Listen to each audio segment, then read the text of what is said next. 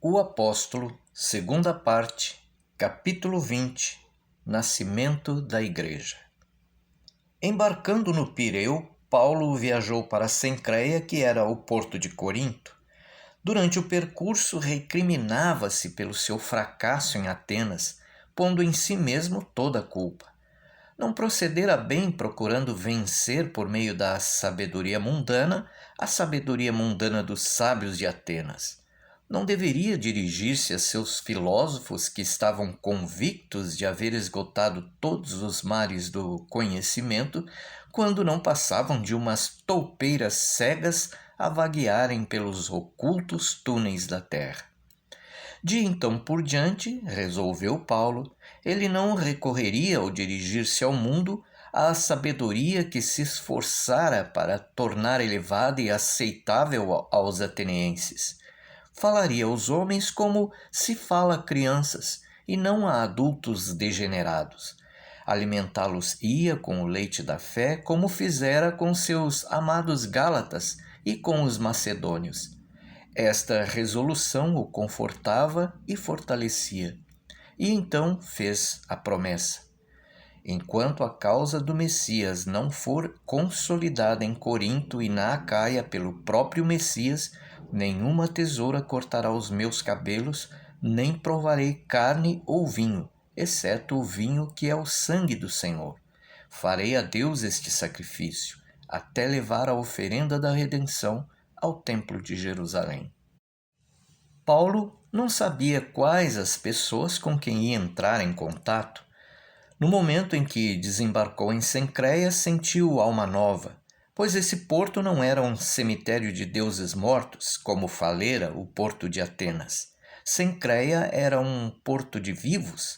Sua vida palpitava entre os inúmeros mastros de navios chegados de todas as províncias do império. Nas ruas calçadas ressoavam os passos de marinheiros, mercadores e viajantes. Lá conheceu certo número de judeus atraídos pelo comércio de Cencreia, que tomou grande impulso quando Corinto foi declarada colônia romana. Esta cidade tinha grande futuro por estar colocada entre os países asiáticos e a Itália. Mesmo então havia para ali uma afluência de navios quase desconhecida em outros portos. Traziam cereais, vinhos, especiarias, minérios, armas e tecidos coloridos das províncias asiáticas da Alexandria, da Fenícia, da Capadócia, da Frígia e da Panfilha. E embora seu destino ficasse muito para o poente, todos os navios tocavam no porto de Corinto. Esse porto desenvolvia-se a olhos vistos de ano para ano. Convergiam para ele judeus de todas as partes do império, da Ásia, da Antioquia, da Palestina e de Roma, levando consigo pequenos núcleos da religião do Messias, religião que a grande oposição dos próprios judeus não conseguia destruir. Paulo admirou-se de encontrar em Cencreia uma pequena comunidade de crentes no Messias e, por intermédio deles, teve conhecimento de outra comunidade que já existia na cidade de Corinto. Corinto era uma cidade nova que florescia grandemente. A antiga e célebre Corinto, que prosperava sob o governo dos tiranos gregos, a Corinto dos antigos templos e dos antigos tesouros de arte, fora completamente destruída por Pompeu. Júlio César começou a reconstruir a cidade na intenção de torná-la um centro comercial romano. Colonizou-a com libertos e incentivou os habitantes de todas as partes do império a se estabelecerem em Corinto, para desenvolverem as possibilidades comerciais e industriais da Acaia, de modo a Corinto ocupar o lugar de Atenas. Mas nada existia nessa cidade que lhe desse títulos para orgulhosamente proclamar-se capital da Acaia. Era uma cidade sem tradições, sem uma unificadora língua predominante e sem uma cultura uniforme. Era um misto de raças e uma babel de línguas. Libertos e escravos, com predominância dos primeiros, trabalhavam em fundições, olarias, fábricas de tecidos, tinturarias, lagares de azeite e pomares. Cultos de todas as espécies, fenícios, egípcios e asiáticos criavam raízes naquela cidade. Já tinha granjeado fama o templo de uma Vênus Pandemos, que era na realidade a Astorete fenícia. Mais de 1000 moças serviam nele sob a direção dos sacerdotes num imenso tráfico de prostituição acobertado pelas cerimônias sacras. O templo era naturalmente muito frequentado pelos marinheiros de passagem, que ali gastavam o dinheiro ganho em muitas viagens. A cidade estava sempre cheia deles, que se embebedavam e faziam distúrbios nas ruas, enchiam as estalagens e casas de pasto e perdiam no jogo de dados nas espeluncas locais seus demétrios e dinheiros romanos penosamente ganhos. Nas estreitas ruas de Corinto soavam continuamente o grito furioso de marinheiros ébrios e logrados no jogo, e as agudas cascalhadas das rameiras. Os viajantes que passavam por Corinto propalavam a fama de suas riquezas e de sua dissolução até os confins do mundo antigo. E um incessante afluxo de bufarinheiros, mercadores e artífices ia avolumando a população da cidade. Algum tempo antes de Paulo chegar a Corinto, ocorreram motins em Roma originados pela indignação popular contra um tal Chrestos, e o imperador Cláudio expulsou muitos judeus messianistas e não messianistas da capital do império. E entre os que se dirigiram para Corinto figuravam Áquila e Priscila. O piedoso casal trouxera consigo de Roma 2 dádivas para a cidade: sua fé no Messias e sua habilidade como fabricantes de tendas. E pouco tempo depois de sua chegada, essas 2 coisas floresciam em Corinto como havia florescido em Roma. A seita dos crentes no Messias não se diferenciava da religião dos outros judeus. Não criava afastamento entre seus fiéis e os outros judeus estabelecidos em Corinto. Todos oravam juntos na sinagoga israelita da cidade. E, segundo seu costume, os judeus compraram um pedaço de terra para servir-lhes de cemitério. Os exilados de Roma foram rapidamente assimilados pelos judeus que já residiam em Corinto. Na cidade de onde foram expulsos, os messianistas viviam em discórdia com os outros judeus devido à sua nova crença. Mas, no exílio, esqueceram as desavenças de acordo com o costume dos israelitas, procurando auxiliar-se mutuamente nos começos de uma vida nova.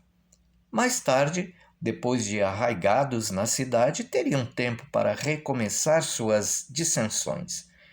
Os congregantes da sinagoga coríntia auxiliaram generosamente os recém-vindos. Com eles, Áquila obteve sem juros um empréstimo que lhe permitia instalar sua oficina de tecelão no mercado. Nas noites das sextas-feiras e dos sábados, Priscila, como fazia em Roma, iluminava sua modesta habitação com muitas lâmpadas, e de novo sua casa se tornou o centro de reunião dos crentes e suas famílias, que traziam cada qual uma contribuição para a refeição comum. Aglomerando-se em sua pequena sala e sentando-se na ordem das respectivas idades, os crentes principiavam suas cerimônias. Todos tinham liberdade para falar. Alguns contavam fatos da vida do Messias e repetiam as suas palavras, lembrando-se do que relatavam pessoas que iam a Jerusalém. E outros falavam sobre o efeito que a fé causara em suas vidas.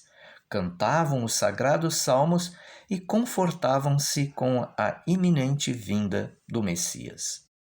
Aquelas reuniões semanais dos messianistas de Corinto eram a fonte donde lhes adivinham forças para tolerarem sem rancor os motejos ocasionados pela sua nova crença. Essa crença no Messias e em seu próximo advento se tornavam para eles uma parte profunda e sagrada de seu espírito judaico, de modo que não compreendiam que se pudesse ingressar nas fileiras do Messias sem se ter sido primeiro recebido na congregação de Israel. Gostariam, sem dúvida, de ver sua comunidade aumentar com adesões dos judeus de Corinto, mas seu número era ainda tão pequeno e as recordações das discórdias em Roma tão recentes que não se atreviam a esforçar-se para ganharem prosélitos. Se procedessem de outro modo, arriscar-se-iam a ver perturbada a paz de que gozavam em sua nova pátria de adoção. Naquela ocasião, eles contentavam-se com a possibilidade de se dedicarem à sua crença sem serem molestados, com o prazer das refeições comuns e com a prática do auxílio mútuo nos casos de necessidade. E, ao se reunirem num âmbito discreto, saudavam-se uns aos outros com o beijo da paz. Era nesse estado que se encontrava a congregação ao tempo da chegada de Paulo a Corinto. Ainda em Cencreia, Paulo teve notícia de que Priscila e Áquila residiam em Corinto, de que lá recomeçaram seu trabalho de fabricantes de tendas e de que seu lar era o centro da comunidade dos messianistas. A alegria do apóstolo foi maior pela possibilidade de trabalhar na sua profissão enquanto permanecesse na cidade, edificando os fiéis. Compreendeu que Corinto era um campo preparado para receber a palavra sagrada. Não era inacessível e inconquistável como Atenas, pervertida pelo seu orgulho intelectual. Corinto sofria do mal contrário da ignorância e rudeza, mas seu elemento humano ainda não se achava degenerado. Sua gente poderia ser salva. A primeira resolução de Paulo foi conseguir serviço de Áquila, e a segunda, refletir sobre o melhor modo de dedicar-se à salvação dos coríntios. Desde o momento de seu encontro com Áquila e Priscila, Paulo compreendeu que de novo se achava no meio de gente sua. Sentia-se à vontade quando trabalhava no mercado e quando estava na casa daquele piedoso casal.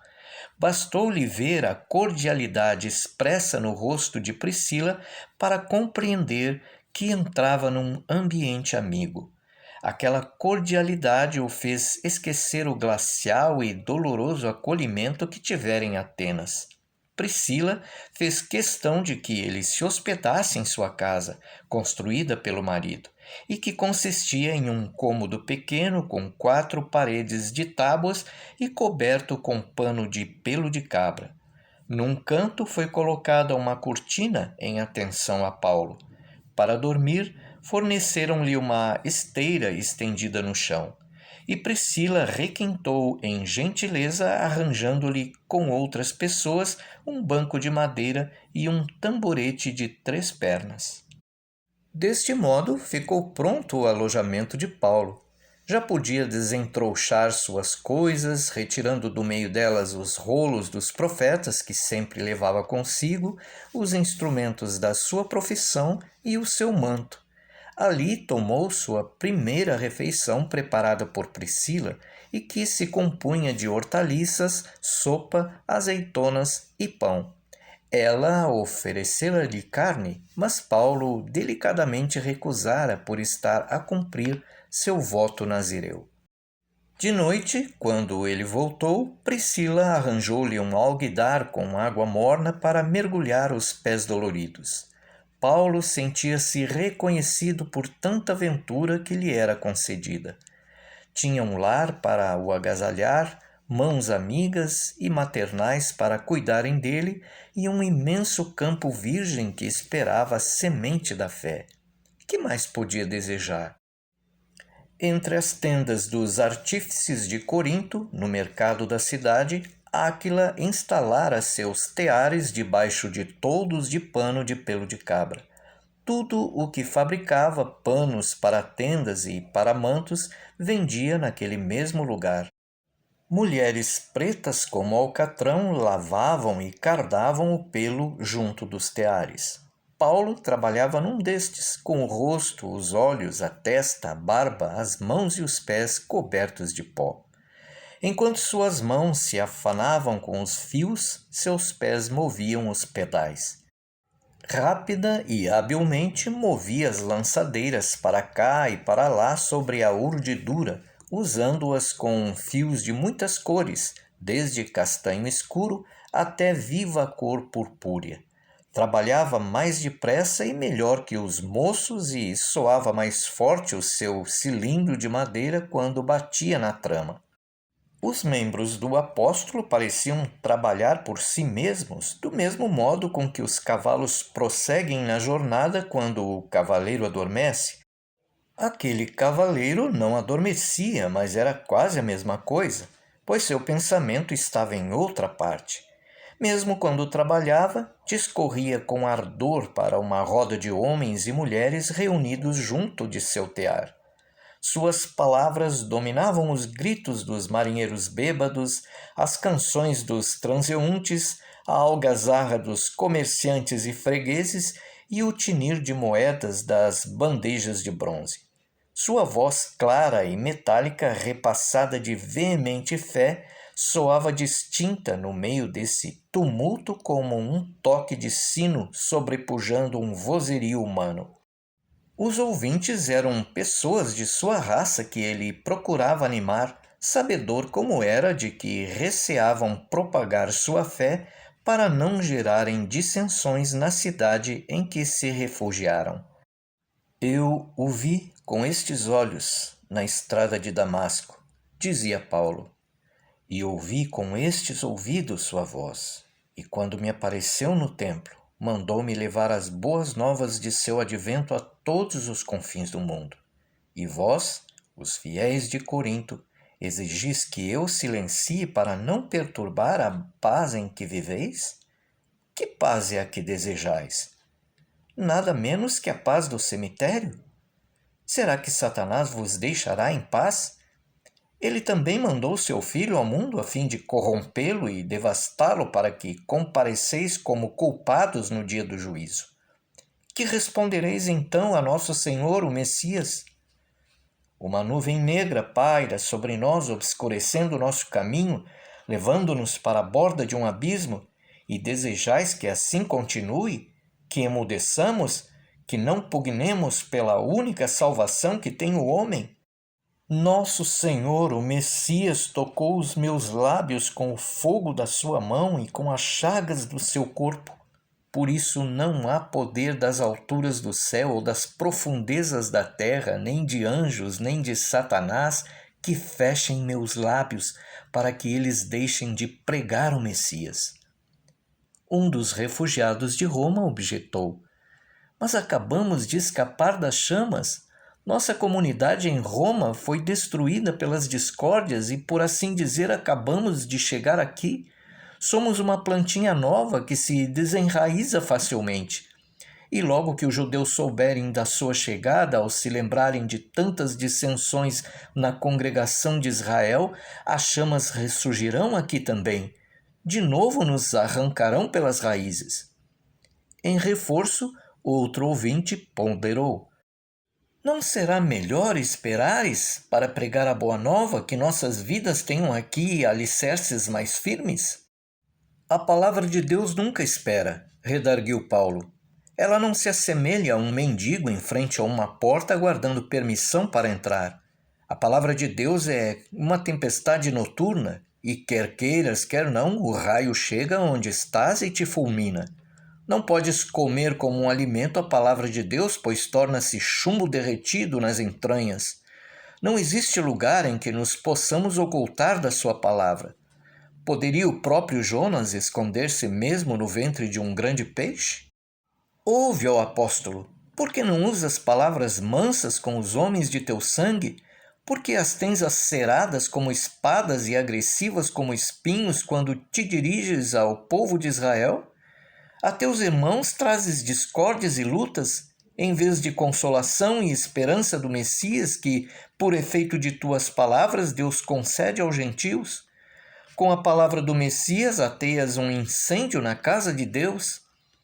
Quem assim falou, em tom bastante alto para todos ouvirem, foi o rabi Andrônico, homem de grande conceito por ter sido um dos primeiros a pregarem a Boa Nova em Roma, donde foi para Corinto com os outros messianistas exilados. O apóstolo empalideceu, pois o rabi Andrônico exprimira com palavras uma coisa que havia muito tempo se lhe encravara no espírito como um espinho na carne sensível. Não descobrira o rabi a causa secreta de não conseguir ele, Paulo, que as pessoas de seu sangue o ouvissem? Sua língua sabia falar aos gentios, mas não a seus irmãos de Israel. Todos o reconheciam. Não sou culpado, disse o apóstolo consigo. Não me poderão reprimir por isso. E em voz alta respondeu: Eu não amasso meu pão com mel, costumo dizer o que Deus põe na minha boca. Mas para os gentios o amassas com mel? Protestou um dos homens irritado. E para os judeus só empregas a vara? Isto já é coisa sabida. Os santos de Jerusalém não o ignoram. Em nossa fé, os gentios são como criancinhas novas, retrucou Paulo. E nessa qualidade precisam ser alimentados com leite. Quanto aos judeus, que foram criados ouvindo as palavras dos profetas, estão em condições de digerir o alimento pesado próprio dos adultos. Eles temem os homens, mas não temem a Deus. Sobreveio uma voz feminina. Era a de Priscila. Falara da porta da oficina onde estivera a vender os produtos de sua pequena indústria. E, voltando-se para os que censuravam Paulo, prorrompeu severamente. Nosso Senhor determinou a seu apóstolo o que ele deve fazer. Julgais que, falando assim, ele deixará de obedecer à voz do céu? Cuidado convosco, pois estáis pecando. Se ainda for preciso sofrermos pelo Messias, saberemos suportar os novos sofrimentos. Com estas palavras terminou a discussão, pois a voz de Priscila era de grande autoridade na congregação dos messianistas. Mas rabi Andrônico não se pôde coibir de fazer-lhe um último apelo. Paulo, disse com entonação suplicante, mede bem tuas palavras, sê prudente em tua linguagem. No sábado imediato, logo após a leitura do rolo sagrado, Paulo pediu e obteve permissão para pregar. Os ouvintes eram judeus e seu sermão se dirigia a eles. Naquela ocasião, mediu as palavras e foi prudente de linguagem, nada dizendo que pudesse ofender os fiéis, ao contrário de seu procedimento em outras cidades, nas ocasiões em que, por exemplo, falara sobre a revogação da lei de Moisés. Todo o sermão foi dedicado ao Messias dos judeus, àquele que viera para os judeus na pessoa de Yeshua, o Redentor. Entretanto, ao continuar a exposição, explicou que o Messias não era, segundo muitos judeus pensavam, um redentor terrestre que viria libertar os judeus do jugo romano. O Messias era o último Adão, do qual o profeta Daniel falara que viria nas nuvens do céu. A humanidade provinha dele e a ele se achava ligada.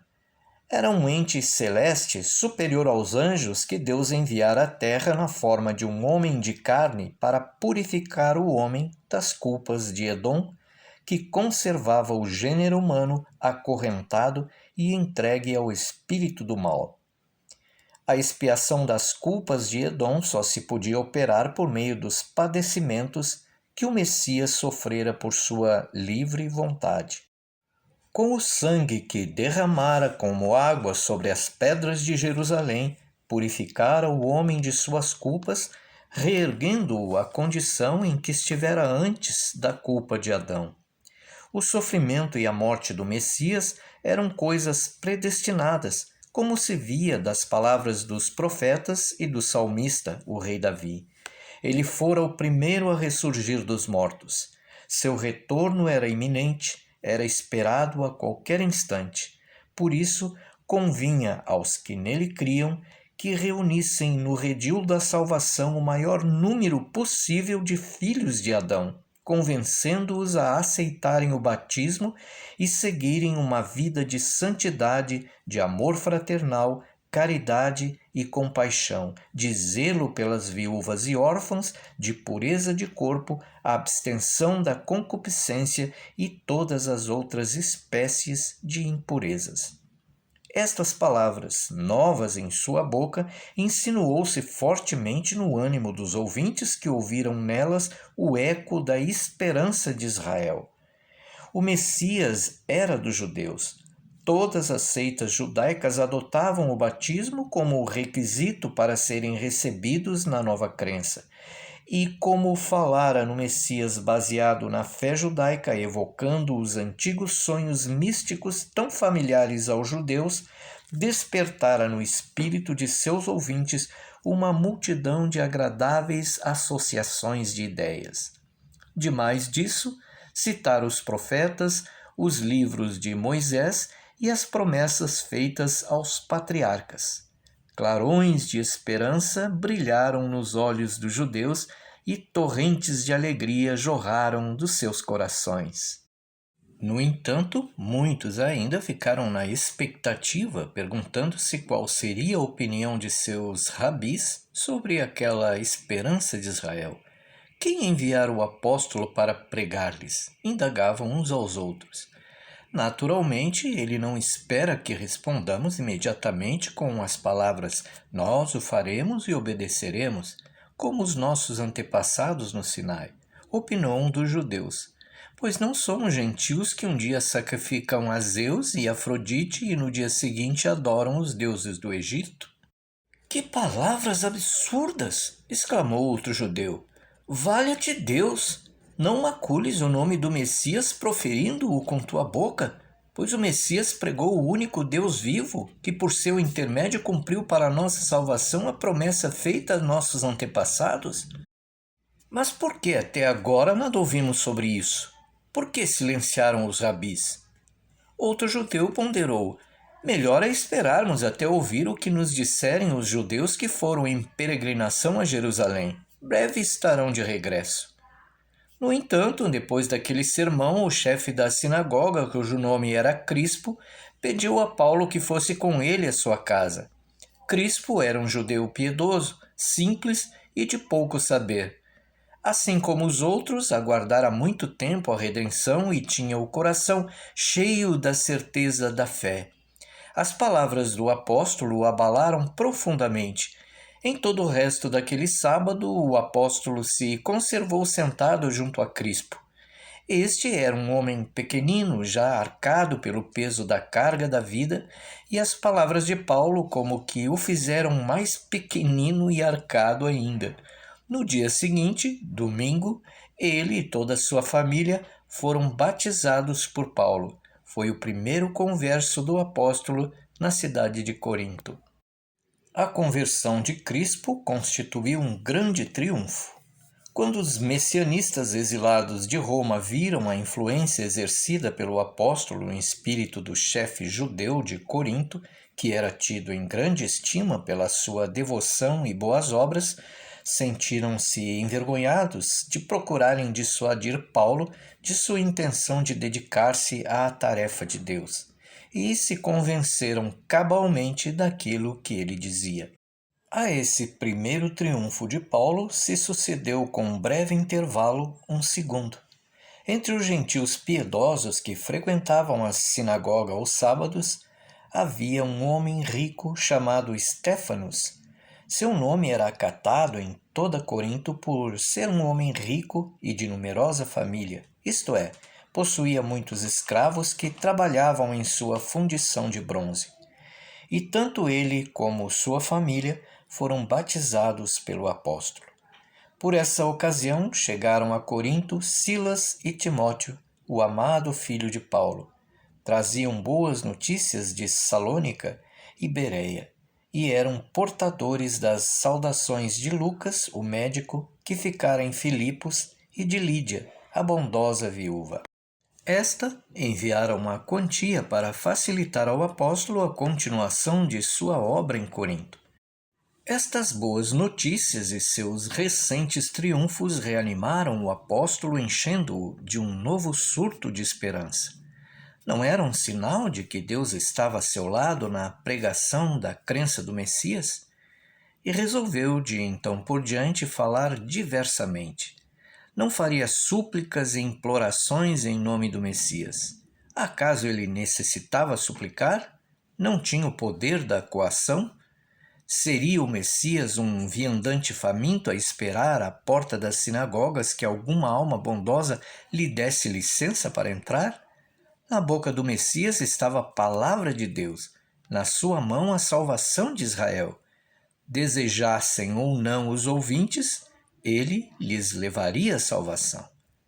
Destarte, como um homem que teve a autoridade confirmada, Paulo, no sábado seguinte, subiu ao púlpito e, indicando o fragmento da Torá que acabara de ler, disse em voz trovejante: Para os que creem, o Messias é o cumprimento da justiça da Torá.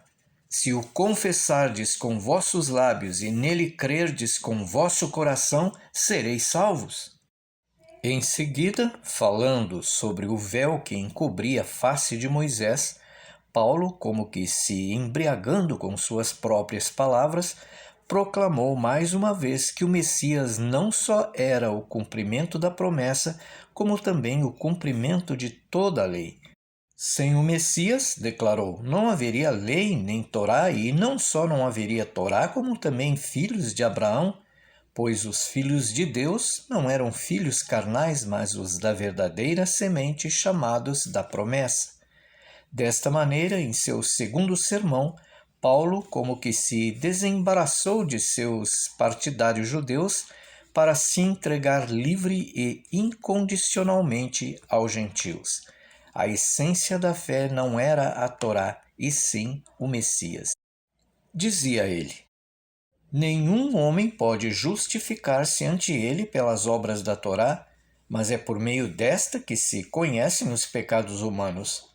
Nem se justifica por meio da circuncisão, pois não é judeu o que a apresenta externamente na carne, mas o circuncidado no espírito, no coração e na verdade.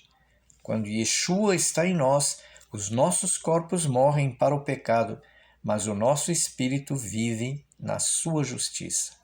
Estas palavras assombraram os fiéis. Quem era aquele homem? Quem o havia mandado?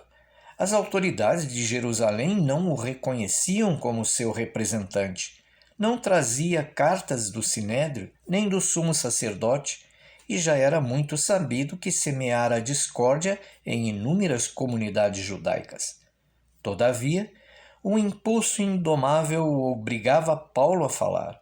Suas palavras como que rompiam caminho através de sua carne viva. O desgosto de si mesmo e o arrependimento o atormentaram naquelas últimas noites. Já estava cansado das dissensões que originava em seu povo. No povo a que tanto se orgulhava de pertencer. As coisas haviam chegado a uma crise. As causas e intuitos originários haviam sido esquecidos.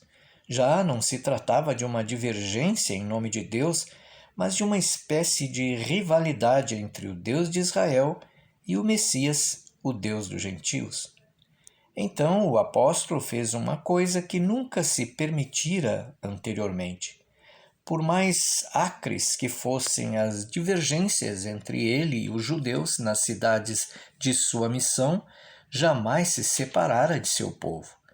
Ameaçara apenas fazê-lo atirando-lhe aos pés sua declaração de rompimento com as palavras: agora irei pregar aos gentios. Mesmo assim, apenas chegava a uma nova cidade, o primeiro lugar a que ele se dirigia era a sinagoga. Deste modo, as querelas ficavam confinadas entre as quatro paredes do templo judaico. Mas, em Corinto, pela primeira vez, Paulo se afastou da sinagoga alugando a casa de um crente gentil chamado Justo. Essa casa ficava perto da sinagoga, quase a paredes meias com ela, e Paulo destinou-a à casa de orações para a congregação do Messias, na qual se contavam judeus e cristãos. Crispo, o primitivo arquissinagogo, tornou-se o chefe da Igreja dos Messianistas, dando a impressão de que sua casa de orações era judaica. Paulo podia esquivar-se à repressão das autoridades. Mas o apóstolo desvelava as noites devido ao látego de sua consciência. Memorava centenas de vezes as palavras que proferira durante o dia, pesando-as uma por uma na balança viva de seu coração. Procedera bem? Partira para conquistar o mundo em nome do Messias, do Deus de Israel, mas agora metia uma cunha separando Israel do resto do mundo. Cortara o fio que prendia a esperança judaica ao Messias. Via com muita clareza que era sacrificando o seu povo que conquistava o mundo gentil. Como era judeu, sabia sem sombra de dúvida que nenhuma outra via ficava aberta aos judeus. Também sabia plenamente que os judeus não renunciariam à lei para lhe obedecer às palavras. Mas não podia bipartir o Messias em um Messias judaico e outro gentil, assim como não podia bipartir o próprio Deus. Só podia haver um Messias, como só havia um Deus de Israel. Proceder em consequência com um acerto? E em sua dúvida, sentia a necessidade de um novo sinal, de uma aprovação direta do Messias, confirmando seu ato. E à noite, prostrado no chão de seu quarto, Paulo chorava, implorando o sinal. Na sua luta entre a crença e a dúvida, nas garras de uma dolorosa incerteza, ele não cessava de orar. Sentia uma coroa de fogo encravada em sua cabeça, saía-lhe espuma dentre os lábios, e um grande peso lhe oprimia os olhos. E quando assim jazia uma noite, presa de sua angústia, como que viu um vulto corporificar-se no meio das trevas. Não lhe podia distinguir as feições, mas sabia que era o ser que lhe aparecera na estrada de Damasco, e ouviu uma voz dizer: Nada temas, não cales, fala, pois estarei contigo. A visão pôs termo às suas dúvidas. Paulo compreendeu que já não podia retroceder, que não mais lhe era permitido hesitar. Fora escolhido para aquela tarefa. Era um fiel servo do Messias. Passou o dia trabalhando ao tear, na oficina de Áquila. Seus cabelos, que pelo voto nazireu que fizera não cortara desde a chegada a Corinto, pendia-lhe em mechas atadas sobre o rosto, os ombros e a nuca, misturando-se com os fios da barba e dos cachos laterais. Os cabelos, a barba e esses cachos haviam encanecido, e sua cabeça apresentava uma grande calva. Priscila e seu piedoso e bom marido, assim como toda a congregação dos cristãos, pediam ao apóstolo que tivesse mais cuidado com a saúde, que renunciasse a seu trabalho na oficina, dedicando-se inteiramente à missão a que o Messias o destinara. Mas tudo em vão. Paulo continuou a trabalhar no tear. Meu trabalho cotidiano constitui parte da minha missão, dizia ele. Ainda insistia em declarar que devia servir de modelo em todas as coisas, principalmente em questões de independência e operosidade. Essa independência lhe era vantajosa para não ser sustentado pelos gentios de Corinto, que tanto motivo ainda lhe davam a críticas e reprimendas. Fora impelido por esse desejo de liberdade tanto de atos como de palavras que fundou a nova sinagoga em Casa de Justo, perto da sinagoga antiga, onde à noite, depois do trabalho do dia e de uma ceia frugal, pregava a seu rebanho de judeus e gentios. A nova sinagoga era independente e primitiva, tendo seu próprio chefe, Crispo, o ex-chefe da antiga sinagoga, seus cantores e empregados e seus próprios frequentadores, entre os quais Estéfanos e sua grande família. Mesmo assim, havia um traço comum entre as duas sinagogas, que era observar em ambas os sábados e os dias de festa. Nas noites da sexta-feira, as velas do sábado iluminavam tanto a sinagoga dos judeus como a dos messianistas ou cristãos, e nas manhãs de sábado ouviam a leitura do rolo sagrado e Paulo pregava sobre o Messias. Os festins comuns que durante algum tempo se realizaram em casa de Priscila foram transferidos para a nova sinagoga devido ao número crescente de fiéis. Já figuravam entre os messianistas de Corinto outros cidadãos eminentes, além de Crispo, Estéfanos e Justo. Judeus messianistas, inclusive um homem chamado Erasto, funcionário da administração da cidade. E o número de messianistas homens foi acrescido de libertos e escravos batizados pelos auxiliares de Paulo, Silas, Timóteo, Áquila e Priscila. Embora Paulo pregasse que a justificação não se fazia pelas obras e sim pela fé, reconhecia que as obras eram a carne e o sangue da fé. Não bastava uma pessoa sentir-se unida ao Messias, precisava imitá-lo em seus atos terrestres. Em consequência, começou a ensinar aos gentios conversos os 10 mandamentos e a fazer que procedessem como verdadeiros fiéis. Como parte de seu sistema de educação dos gentios, seguia o plano já começado a ser posto em prática em outras cidades. Exortava-os a contribuir de acordo com seus recursos para os fundos da comunidade em benefício das viúvas, órfãos, enfermos e necessitados. Até aquela ocasião, só os judeus uniam donativos para fins de caridade, mas Paulo introduziu esse costume entre os gentios conversos. Essa tarefa não podia ser feita ao sábado, por ser proibido nesse dia o manuseio de dinheiro. Seria como que profanar o espírito de suas cerimônias fazer a coleta aos sábados, misturando-lhes preocupações pecuniárias, ainda que com fins caritativos. Para esse fim, Paulo determinou que os crentes se reunissem no dia imediato ao sábado, primeiro dia da semana e primeiro da criação. Destarte, a congregação do Messias começou a reunir-se aos domingos na sinagoga de Justo, trazendo os membros seus donativos de acordo com seus recursos.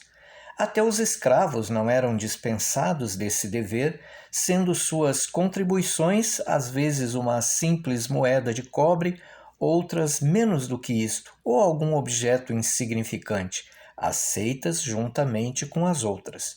Paulo pregava-lhes sobre a santidade nas coisas terrenas, sobre a caridade, o amor, a honestidade convenientes aos que pertenciam à congregação do Messias. E, devido às coletas de caridade, os messianistas começaram a guardar 2 sábados, o judaico e o da sua congregação. A esse segundo sábado deram o nome de Dia do Senhor, porque nesse dia o Messias ressurgira dos mortos. Foi em Corinto que Paulo, afinal, teve tempo para tratar da completa organização de sua congregação. Uma das primeiras normas prescritas aos membros da seita messiânica era o dever de ganharem o pão cotidiano com o trabalho de suas mãos. Segundo a tradição das comunidades judaicas, Paulo fundou algumas irmandades beneficentes para cuidarem dos pobres e enfermos. Mas os que gozavam saúde não ficavam dispensados do trabalho diário. Para eles, Paulo formulara o preceito: quem não trabalha, não come. Por meio da fé no Messias que pregava, ele não procurava somente salvar as almas dos homens depois da morte e dar-lhes uma parte no reino dos céus. Também procurava arrancar pelas raízes os costumes pagãos. A fé pregada por Paulo influía em todas as regras e costumes, regulando a vida do indivíduo em suas relações com o país, purificando a vida familiar e intervindo nas outras manifestações do procedimento humano. Os gentios admitidos na fé do Messias eram proibidos de participar das festas e cerimônias promovidas pela cidade em honra de seus deuses locais. E como a participação em tais cerimônias simbolizava a cidadania, os gentios convertidos à nova crença apartavam-se com essa abstenção, assim como os judeus do resto da população. Sofriam, por isso, a mesma hostilidade de que os judeus eram vítimas e ficavam sujeitos às mesmas suspeitas e acusações. Os gentios sofriam mais que os judeus com esse isolamento. Necessitavam de uma fé forte para resistirem à opressão do meio e às solicitações de seus velhos hábitos. Com o fim de fortalecer os gentios em seu sacrifício, a nova igreja cristã adotou a organização da sinagoga judaica.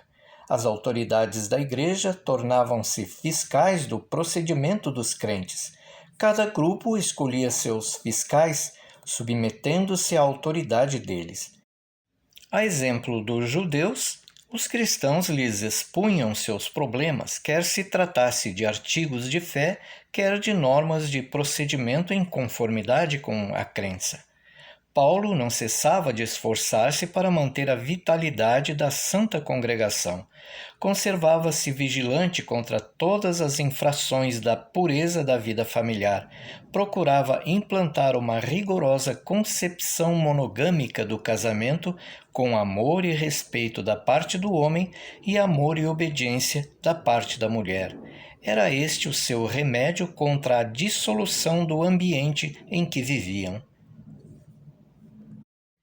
Em certas matérias, Paulo, nas suas prescrições para a nova comunidade, ultrapassava o que os rabis exigiam dos judeus. Apoiado na doutrina ensinada pelo Messias, proibia o divórcio. Além disso, aos membros da congregação cristã era vedado levarem as suas questões aos tribunais da cidade, sendo obrigados a submetê-las a árbitros, como faziam os judeus que decidiam seus litígios no tribunal da sinagoga. Desde logo, no desenvolvimento da nova igreja, sentiram em vista disso necessidade de homens conhecedores da lei, e tais homens principiaram a surgir, como acontecera nos antigos tempos aos judeus, constituindo os conselhos de anciãos e chefes das sinagogas segundo o sistema israelita. O mais velho da congregação era a autoridade suprema. Sua palavra fazia lei. Suas funções abrangiam não só as necessidades religiosas da congregação, como também toda a sua vida. Tinha a cargo a educação da juventude e a nomeação de professores. Fiscalizavam o procedimento de todos os membros. Quando a congregação se tornava demasiado grande para a fiscalização pessoal de um só ancião, tinha ele a atribuição de escolher auxiliares aos quais distribuía várias funções. E antes de terem consciência do que sucedia, os gentios de súbito compreenderam que, livrando-os do jugo da lei mosaica, Paulo os colocara sob o jugo da lei da doutrina, e Silas e Timóteo o auxiliavam nessa colossal empreitada. Em meio de seus gigantescos esforços em benefício dos fiéis de Corinto, Paulo nenhum momento se esqueceu das congregações que fundara em outras cidades e terras. Cada uma dessas congregações era para ele como uma filha querida. Tinha afeição aos Gálatas, que foram os primeiros frutos colhidos na sua missão. Mais caros, todavia, lhe eram os filipenses, que foram os únicos de quem aceitara auxílio pecuniário. E não menos caros eram os fiéis de Salônica, pelas muitas tribulações que haviam sofrido. O campo que semeara às pressas e deixara a inclemência das intempéries redourara-se todo com as searas do Messias. E não podendo conservar-se junto às suas congregações, enviava-lhes de longe os seus ensinamentos. Lembrava-se das ocasiões em que acompanhara seu mestre Rabban Gamaliel, o príncipe dos fariseus, à sua sala no pátio do templo, vendo nela os anciãos de Israel receberem os delegados de várias comunidades judaicas do mundo para submeterem questões de todas as naturezas à suprema autoridade dos fariseus. E Rabban Gamaliel escrevia cartas que mandava a todos os confins da grande dispersão, contendo as decisões dos sábios de Jerusalém.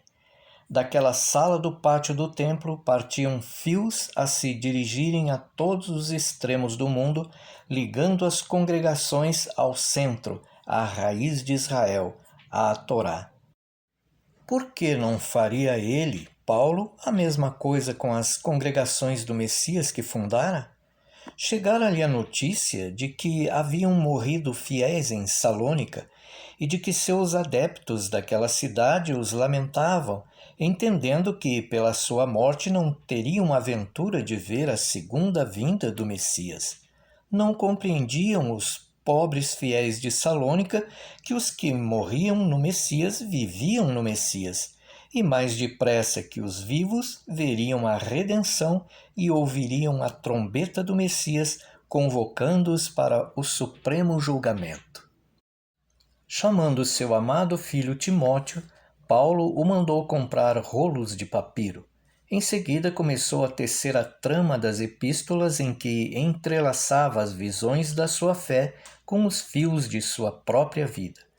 Essas cartas converteram-se em testemunhos de suas tempestades íntimas, em ecos dos gritos de sua alma e em espelhos de suas lutas e dúvidas interiores. Achavam-se repletas de lúgubres lamentações, de trovões de cólera, de gemidos do seu coração, de brados de triunfo, de retinir de espadas e de beijos de paz.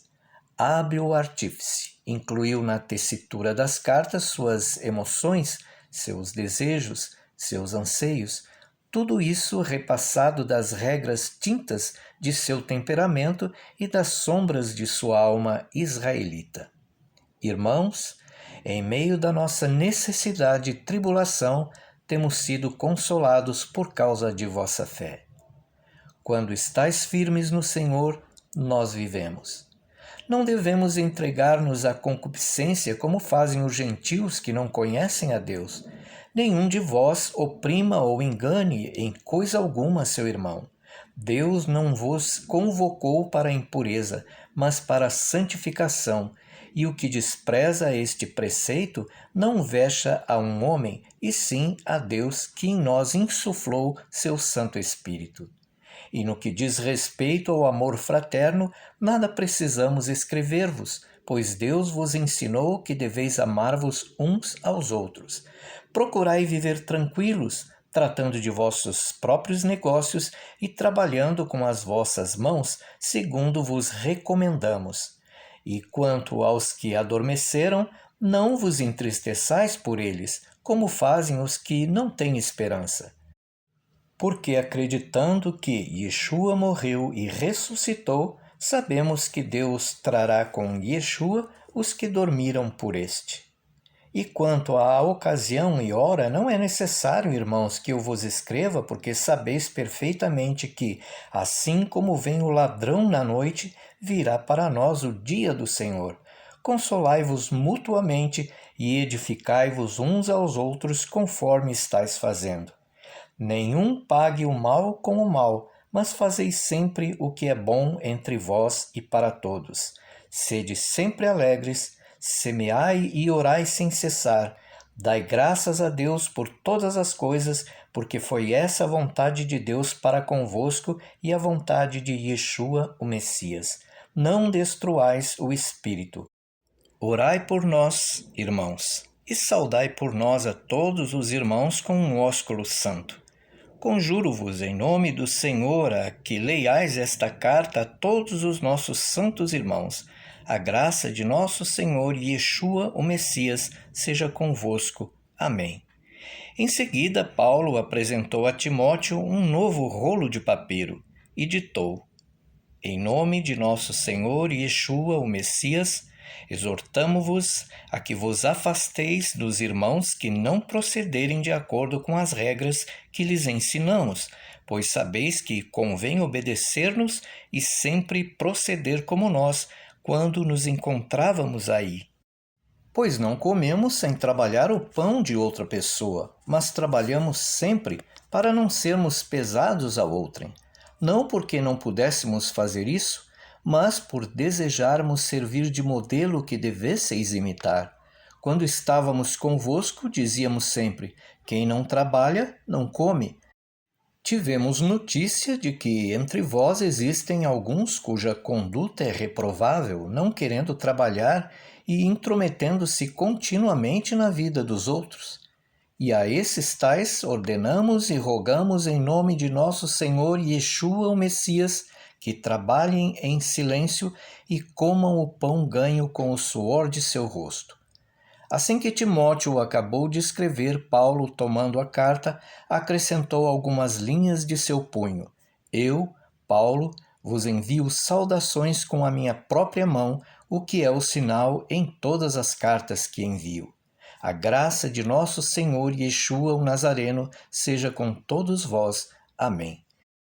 Recebendo as cartas que ditara, Paulo envolveu-as num pedaço de linho, amarrou-as e pendurou o volume no peito do mensageiro. Ignora-se o nome desse mensageiro, mas pouco importa. Todos os crentes no Messias eram soldados do Messias. Por isso, fosse quem fosse o mensageiro, desempenharia fielmente seu encargo. Foi assim que enviou as epístolas à congregação de Salônica. Mas reteve em Corinto Timóteo e Silas, por precisar de muitos auxiliares na tarefa que tinha em vista.